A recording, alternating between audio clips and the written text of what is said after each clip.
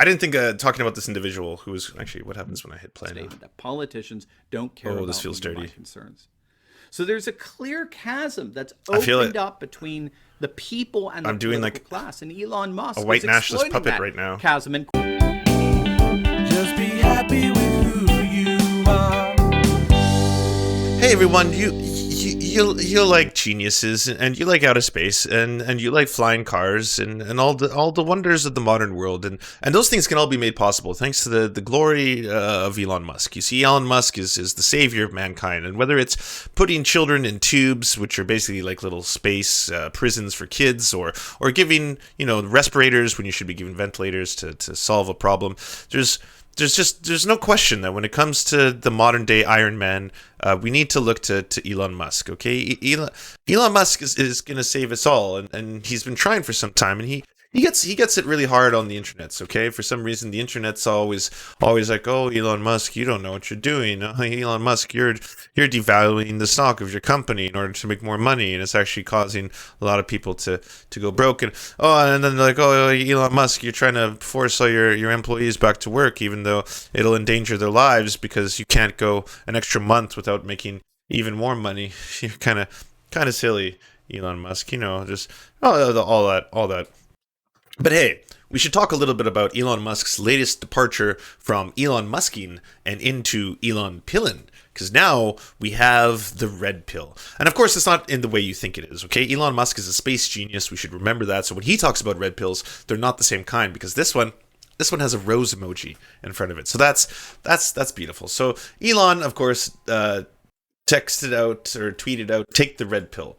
But then he's got a little rose emoji. And he's flirted with what I believe he thinks socialism is for some time. I think he just likes all the things that the youth are into. I mean, whether kids are into EDM, or if they're into dancing, or if they're into orgasms that result in pregnancy, Elon Musk is there. He's like, okay, I'm there for that. I like that. So the idea that all these young kids, they're into new things like social democracy. They're all talking about it. They've all got these little cute little socks in front of their names, and they're into socialism, and they've got these little roses in front of their names, and so that's kind of cool too. So that's this thing. Now, I'm sure. For a space genius, Elon Musk is deeply tapped into the fact that if you're going to talk about red pills, you're probably talking about the M4A, right? You're probably talking about men's rights, because that is in essence what taking the red pill means. When you take the red pill, you get woken up to the truths of the world. And the men's rights movement will talk about a whole bunch of things. Like, well, by the way, did you know that men happen to die more from suicide than women? Did you know that the majority of men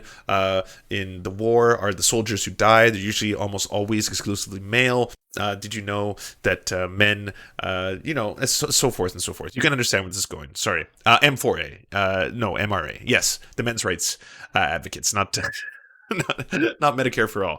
It's not the Medicare for all program, although there's probably going to be some overlapping there.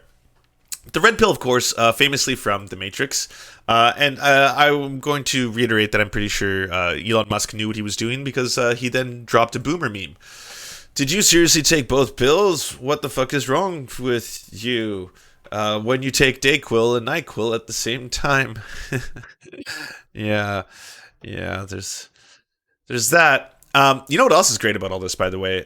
This is Grimes' mum. So this is Grimes' mummy, who tweeted out, if your partner went through a challenging pregnancy and childbirth in the last 2 weeks, and you were over 16 years old, would you be blaring MRA bullshit on Twitter right now? That's Grimes' mum. So I'm guessing Thanksgiving is going to be interesting this year, or I guess Christmas is coming up too. So that'll be fun. Sitting down and being like, well, yeah, this worked out. Buddy has a 3-week-old baby. Maybe step away from the bro flakes. Not yet 2 weeks old. Oh damn. Yeah, she saw it. She knows what's going on. That's good. That's gonna be interesting. This'll play well. This'll play well. But also, on top of all that, what has Elon's new venture into this strange new movement done to the rest of the internet? How are they reacting to this? Elon Musk gets red pill. That's right. The Hollywood elite are having a temper tantrum today over Musk's called all his millions of Twitter followers to, in his words, Take the red pill. So, people say don't judge a book by its cover, or don't judge the many books by their covers, or don't judge the individual with those books in the cover. I mean, that's completely fine. But, I mean, I do notice a Mary Le Pen in the corner here, so that's fun. Je suis Paris. Greetings, everyone. Dr. Steve here with you. I hope you're all having a wonderful start to your week. If this is your first time here at our channel and you're looking for a daily white pill of encouragement to help counter all that ridiculous... Wait. Daily white pill? Oh, wait. The triumph of tradition. The return of Christendom. President Trump. The new nationalism. Oh, we're deep in the rabbit hole here. I have never heard of Dr. Steve Turley before, but according to Everybody Wiki, Stephen Richard Turley is an American adjunct instructor of world music and aesthetics at Eastern University in St. David's, Pennsylvania, a New Testament scholar and formal classical guitarist. He also teaches theology and rhetoric at Tall Oaks Classical School. Interesting. An adjunct instructor. He received a Doctor of Philosophy from Durham University. Well, I was going to assume so. I was like, this is definitely not going to be a medical doctor, but it's one of those people who likes to imply that he has some kind of academic authority based on the doctor in front of his name. So interesting. Fake news that's spewed out there from our corporatist globalist media. Well, then you have found your oasis. We post 2 videos a day and we got a lot of dog whistles. Well, we'll call them dog pills at this point, right? I mean, we're probably going to be getting a handful more, but just be aware. We might be venturing into the white pill arena of the internet for a wee bit. You're going to love being a part of this massive group of conservatives from all over the world to... Did you just show some white nationalist rallies in Europe as being part of this new conservative movement that we would all be proud to be a part of? Is that what just displayed on the screen? Did I just see that? I mean, wow. Sure. Featuring our brand new Turley. Ooh, the dreaded double OK. Talks Insiders Club. We're so thankful to those of you who've already... Oh my God, he has meal prepper buckets. Of course, right there. Ding, ding, ding, ding, ding. Why are these always synonymous? Why is it like white nationalism and meal prepper buckets?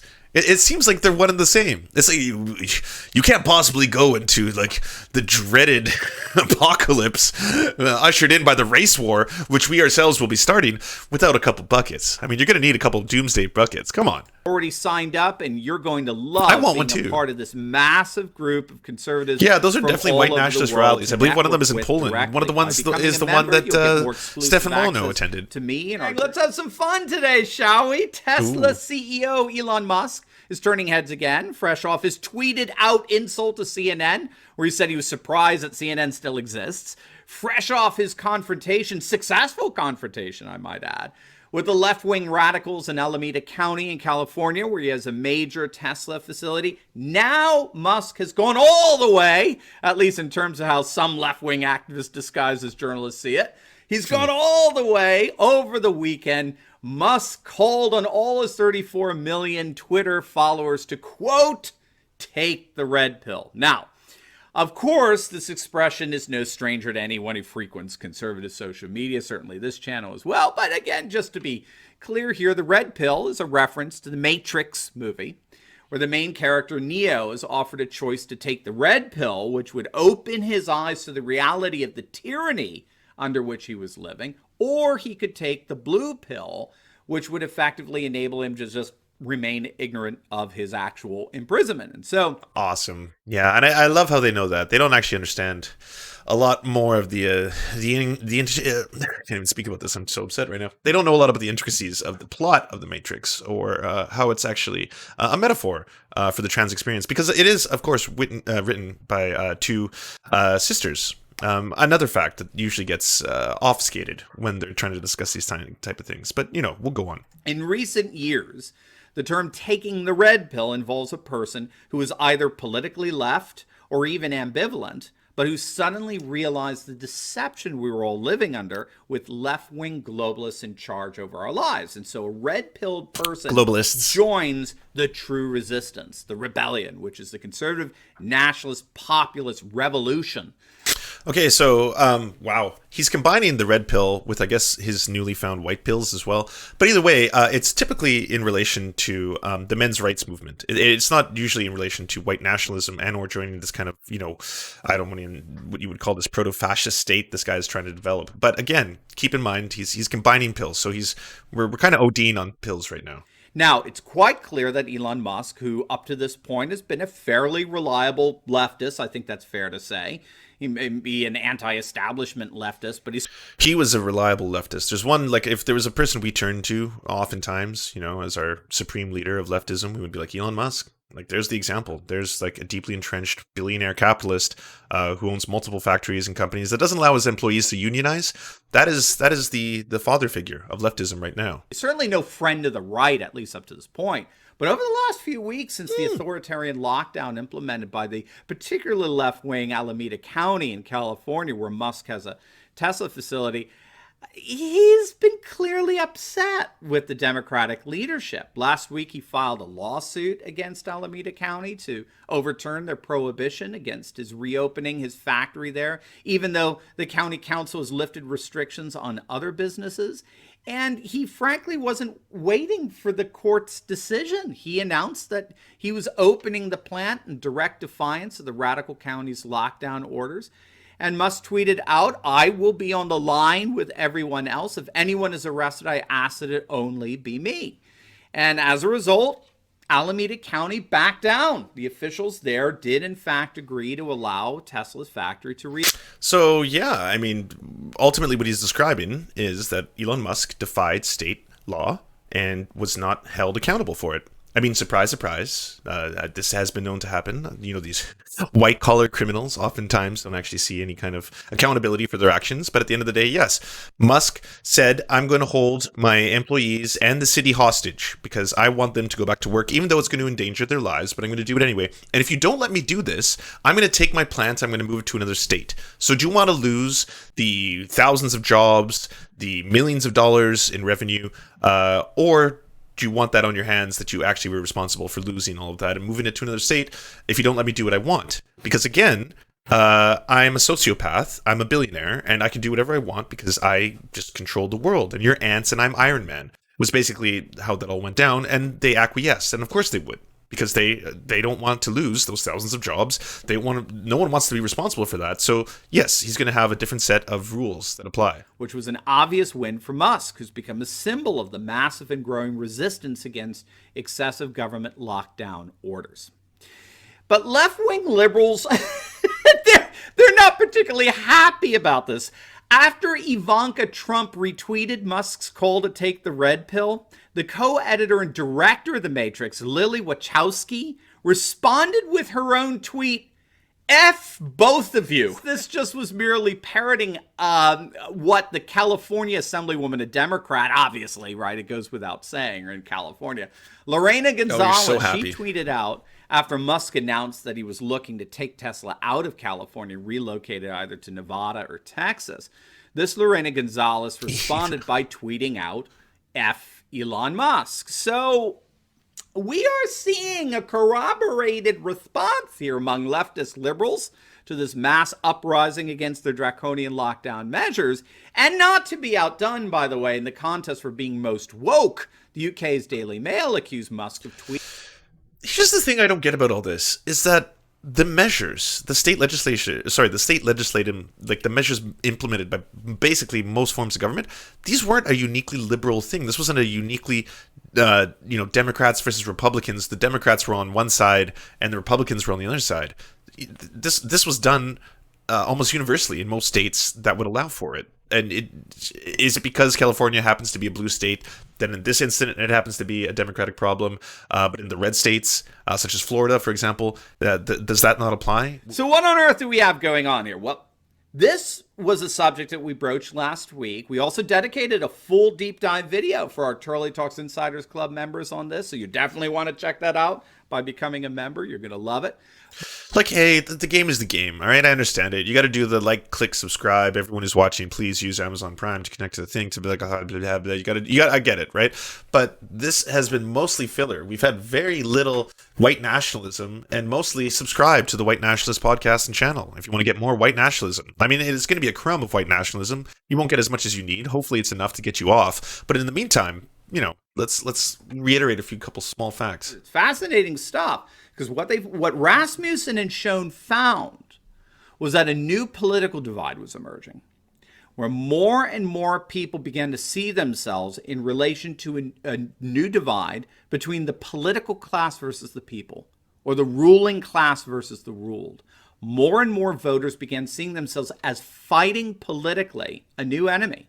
And that enemy was not so much understood in terms of liberal versus conservative per se, or left versus right. The enemy that the voters were beginning to identify was the political class, the ruling class, a class made up of professional politicians, media pundits, professors, Hollywood elite, who voters saw as... One thing I want to say that's really important, and this is something that we've been noticing for a while. We've been noticing it all the way from Tucker Carlson through Alex Jones up into whatever end of the human centipede this individual is the idea of selling you populist rhetoric, and this is becoming more prevalent amongst the right to far right, and it's been adopted and weaponized to a very frightening degree. The idea then that we are going to take hold of some things like some verifiable facts. Yes, there's a huge growing income gap. The disparity between the rich and the poor widens on a daily basis. But rather than attack the aspects of capitalism and or the corporate power structure that actually exacerbates this and actually target people who happen to be what you would actually consider the elites, right? The most wealthy individuals who control the levers of power. They attack kind of shadow ideas of these concepts. So you get the globalists, you get the liberal elites, you get the media, right? And so, of course, there's probably a lot of hatred for the liberal media. I understand that everyone hates these, pretentious rich assholes who are singing you Imagine while you're dying at home in a small little cage. Fair enough. I understand why everyone hates that. And of course, everyone hates being oppressed, and they hate the alienation they feel, and the fact that they can't earn more money, and their purchasing power is going down. They have to work more and more hours. All of this feels horrible. And now you're starting to see the right and the far right tap into that a little bit. They're trying to tap into economic populism. And I'm not going to do the whole Godwin's Law and tell you about the historic precedents for any of this kind of stuff. But again, be aware of it, because it is very, very frightening, and it's becoming more and more popular. And of course, it's very, very effective. If you're going to tell people and sell them on something, and you want to, again, throw a bunch of pills down their throat, it would help you in your messaging to keep identifying some of the things that may trouble them, but not actually go to the root causes of what causes those things. Ruling in accordance with their own interests and for their own benefits, which so often ignores, if not despises, the concerns of the vast majority of people and citizens versus the citizens. So when you had Hollywood elites and members of the political class tweeting out F Elon Musk, all they're doing is corroborating the sentiment felt by tens of millions of people that our ruling elite hate and despise the values that we love and hold dear. So the rhetoric of populism is actually working in both ways. Elon Musk is explicitly stating that the enemy is not Democrats or Republicans per se, or left versus right. The enemy is the ruling class, the political class, and their draconian lockdowns, which are assaults on our liberties and freedoms and our way of life as citizens, as the people. And members of that very political ruling class that he's pointing to are openly expressing their disdain and hatred of this populist revolt. The percentage of people who felt that the government was being run for the benefit of all slumped from 64% down to 19%. Let that hit you. Back in the 60s. Yeah, but what's really interesting is I don't know what class he thinks Elon Musk is a part of. Does he think that Elon Musk is part of some kind of, I don't know, alienated billionaire class? Like there's just a few of them? The woeful billionaires? 64% of people believe the government was being run for the benefit of all. 64%. Today, as of 2012, that number's collapsed to 19%. And that collapse coincided with a comparable massive rise in the percentage of people believe that the government was being run for a few big interests. That conviction soared from 27% back in the 1960s. Today, an astonishing 79% believe that. And a comparable collapse in confidence in the political class pervades Europe as well as a worldwide revolution. In a Europe-wide poll They were asked, do you believe politicians don't care about you or your concerns? The continent average was 63% of Europeans agreed with that.